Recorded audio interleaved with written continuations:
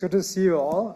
I want to talk about something different today that I have never talked about before, and that's a little bit of an outlier in what we usually do. Some of you know we study vision, we use neural networks, we work on representational similarity analysis, we do human psychophysics, fMRI, work with monkey recording data, and study representational geometries usually. We also do development of visualization methods. But then there's one other weird thing that's a bit of an outlier, and I want to talk to you about that today, and that's collective inference. So this is a single project that started actually around the time that we moved here. So it's been sort of a number of years sort of slowly building, but now finally we have like a first data set and result to share, and I'm very excited about it, and I'm hoping also to have more conversations with some of you about it and maybe collaborate, because we're bumping up against some of our limitations in making the best of this. So what is collective inference? Well, I'm talking about combining human probability judgments to infer the truth of claims. So this is joint work with Patrick Stinson, who used to be at the Theory Center working with Liam as a PhD student, as a postdoc, Jasper van den Bosch and Trenton Jurdy. Imagine when you're reading some website or the New York Times or social media, you had a mechanism to just mark any claim you disagree with and then give it a one-click probability rating. So you could give it a really low rating and share that with everyone to kind of contribute to debunking that claim. Or conversely, if you thought it was true, maybe you can give it a high rating and help boost this claim in the amplification algorithms of the social web. So this is very important from my perspective, because sometimes you encounter important but depressing facts, and these are things that you can't really like very easily, right? So you're in this conflict. You like that it's true, and you think it's important, and you think it deserves more attention, but this like response, this binary like response, is just limited, because arguably it emotionalizes the culture on social media, and it puts you in a conflict sometimes. So for this also, it would be great to be able to just, annotate claims on the web with probability judgments. So we did an online experiment to get a lot of probability judgments, study human probability judgment behavior, and also try out different collective inference algorithms where we try to infer the truth of the claims from those judgments. So this is our data matrix. We had 1,200 general knowledge claims and 376 participants. And this is a dense matrix. It's fully crossed. Every one of the participants judged every one of these 1,200 claims. They fell in 6 topic areas, and that was a lot of judgment. So they had to come back 6 times for 6 sessions, but it was an online experiment. And importantly, we have the ground truth for all these general knowledge claims, so we can objectively evaluate how accurate people are and how accurate our collective inference algorithms are. So what they saw was something like this on the screen. There's a claim at the top. The first handheld digital calculator was manufactured in the 1960s. And then they had this probability bar, and they could just hover over it and then click at some point, and that was their rating. And there was also this clock here, 20 seconds running down. So they only had 20 seconds. So it's not extremely rushed, but they couldn't just sit there, twiddle their thumbs, or Google it or something like that. Each subject was assigned to a different feedback condition, and I'm going to go through these quickly because I'm not going to talk about comparisons between them today. There was no feedback, no immediate feedback, trial-by-trial feedback, for example, whether the claim was true or false, trial-by-trial, after they gave their probability rating. And there was an explicit coin reward after each trial. So the way this worked was you have these like imaginary coins that you become attached to, like in a computer game. So you want to win these coins. And as you hover before you click, these 2 coin stacks change size, and they tell you what reward you will get if you're correct. So if you're on the correct side of 0.5, you'll get the bigger coin stack.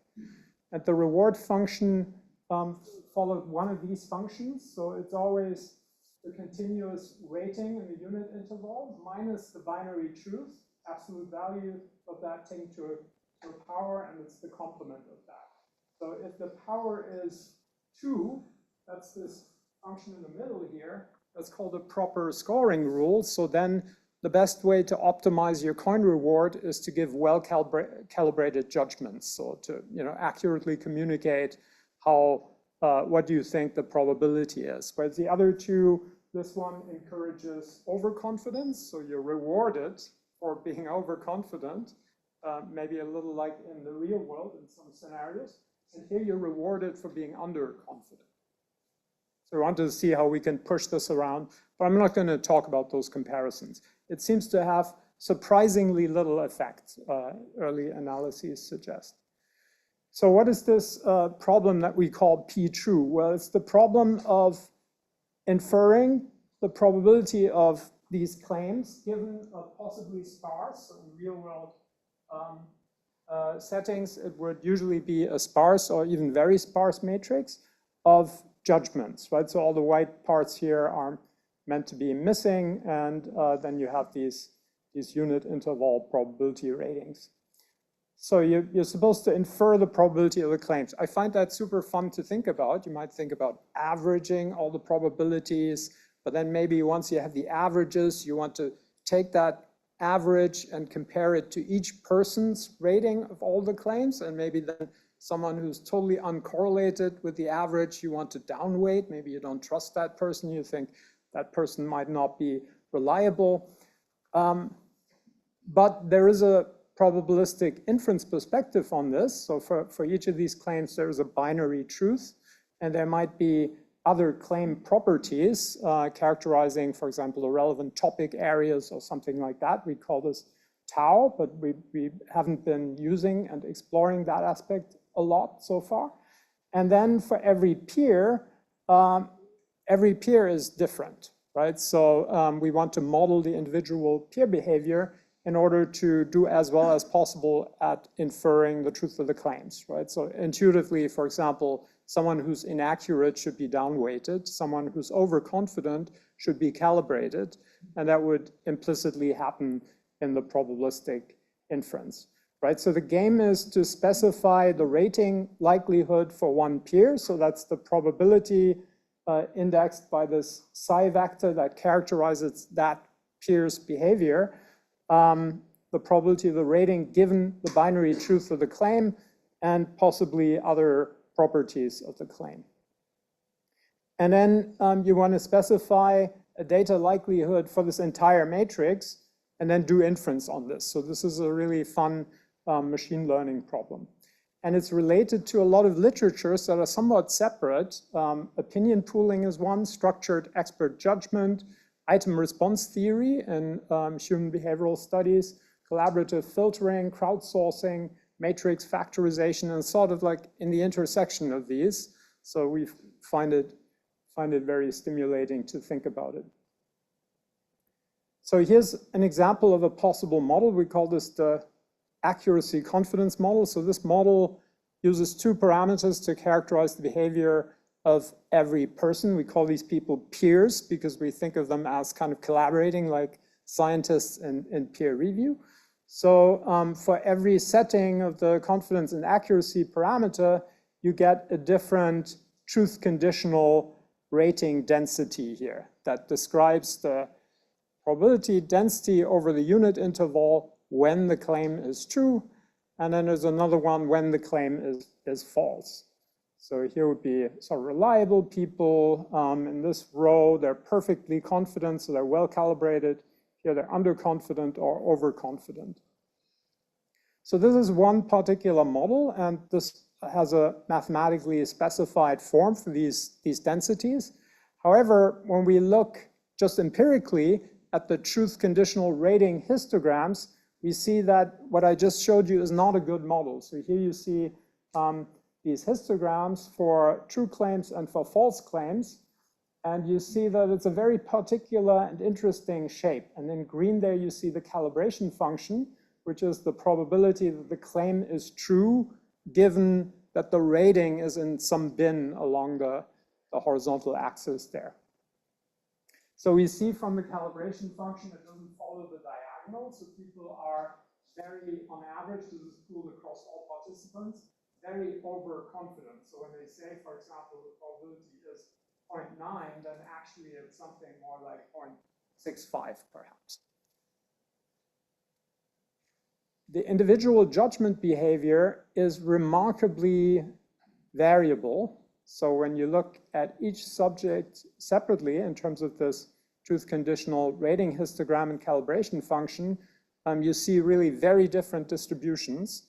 Sometimes when they overlap more, that means the subject is less informative. When they're quite separate, with the red all over on the left and the gray more on the right, that means the subject is very informative with their ratings.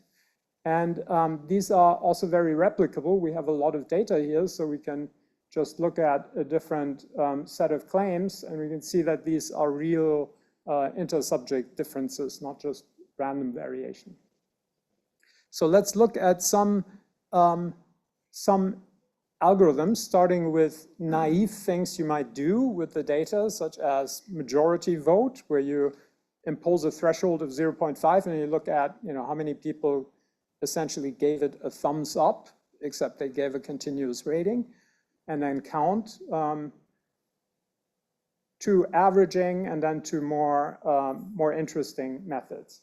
So I'm going to show you here the area under the ROC curve, which characterizes how separate the distributions of true and false claims are, given this one real number that's the collective inference for each of these. So with majority vote, it's 71.1%, so it works somewhat, and this accuracy is higher than if you looked at an average person. You just picked one at random. It's better to take the majority vote. But when you average all the probabilities, you're doing much, much better. You're getting 89%. So exploiting Peirce's graded confidence really helps a lot here. And when you treat these probabilities as probabilities, so if they were independent and the subjects were well calibrated, you would do Bayesian Q combination, which is equivalent to summing the logits for those probabilities, then you do slightly better perhaps. And then when you calibrate the judgments, but based on the assumption that all people behave the same way, so you only have one set of calibration parameters for the entire group, that doesn't really help very much at all. But then if you estimate these individual truth conditional rating histograms and use that for calibration, then you do much better again, or substantially better again. So this would require a supervised separate data set of claims where you have truth labels, but you can also solve the chicken and egg problem. Let's say you don't have truth labels for any data. You can solve the chicken and egg problem and alternate using expectation maximization and a histogram probabilistic model of the individual behavior. And then you do very similarly. So unsupervised joint inference on the individual miscalibration and the claims, solving this chicken and egg problem also works. And that was very, very interesting to us. So here's the accuracy of these different naive methods, truth label supervised methods and unsupervised methods in the form of a bar graph. And you see these horizontal lines show you where there's actually significant differences, and that's frequentist comparison of the performance of these algorithms, treating both the claims and the peers, the people, as random effects. So we're simultaneously resampling both of these because we want these results. We're only interested in results that would generalize to different claims and different people, of course, right? So this is for 10 ratings per claim. When you have more ratings per claim, of course, you get more accurate. And also there's a greater spread between these naive methods and the more sophisticated methods. So when you look at the calibration of these collective inferences, unfortunately, many of these methods are not well calibrated. So they may be quite accurate. They may separate the true claims from the false claims if you know exactly where to threshold, but they're not well calibrated probabilities. So if you want well calibrated probabilities, you need a small set of claims that have truth labels and then do supervised calibration after the fact, and then you can address this miscalibration problem. So in conclusion, collective inference is a beautiful and important and I think unsolved problem. People vary widely in their accuracy and calibration from well calibrated, so some people are amazingly just almost well calibrated, to wildly overconfident. And no one is underconfident in our data set. So everyone's overconfident. And the best are just about well calibrated. And the most overconfident people overcount the evidence by a factor of perhaps 15 or 18. So they judge as though there was, an order of magnitude more evidence. The truth conditional individual rating likelihoods have complex shapes, and they're not easily captured mathematically, for example, using beta distributions. So this would be really fun to discuss with people who know about statistics and might have ideas for how to model this. And a histogram model with its flexibility, where you can just capture any shape, that can capture these idiosyncratic rating likelihoods, and with expectation maximization provides a pretty powerful and scalable collective inference algorithm that, we're also thinking about computational constraints. Let's say you wanted to do this on social media, you really need a scalable solution. One big challenge is modeling rating dependency among people. And one answer to that, kind of a practical workaround, is supervised calibration of the collective inferences at the end with a few labels. So please come and join us in figuring out how to do this. This data set is really fun to play with. Thank you.